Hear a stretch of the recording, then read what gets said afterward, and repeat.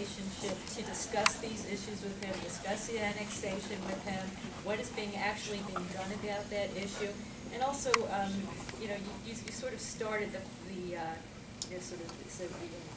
sudden knowledge of the problems with the Palestinians in 2000.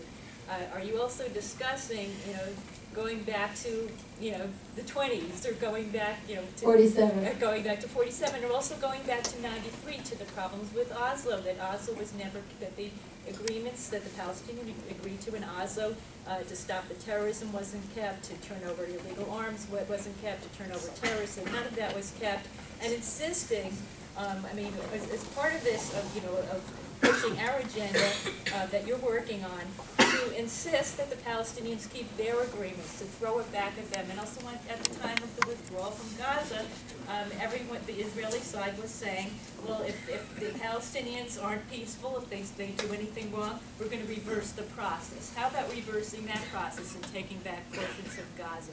Is that being discussed? That's what was said in 2005 to convince the Israeli public to go along with the withdrawal. How about, you know, encouraging the people in power to go on the aggressive, because the Israelis have to go on the aggressive in order for us to be able to support them, because what happened, my name is Liz Berney and I ran for Congress here, and one of the things that we always hear is that, but the Israeli government, that's the position of the Israeli government. You can't ask for more than the Israeli government. In order for Americans to really support Israel, Israel has to take the most aggressive posture possible. Okay, well, very long, so I'll just answer for the first part of it about Netanyahu. Our Prime Minister, Benjamin Netanyahu, is looking on things from a perspective of a Prime Minister.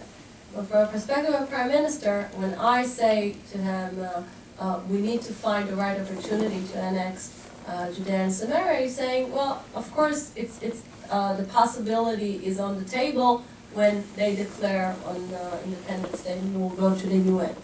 But he thinks that at the moment it doesn't work for him to start speaking about it out loud. As a parliament member, as a Knesset member, I have more freedom to say things that I believe in without being afraid that it's going to hurt or harm, I would say, delicate relationships with the international community like a prime minister has in mind. So I'm sure that Israel will get to the point where we'll have to deal with this question. But at the moment, it's not on the table, even though the Prime Minister knows that this is one of the tools that Israel can use. You really need to put this anytime serious.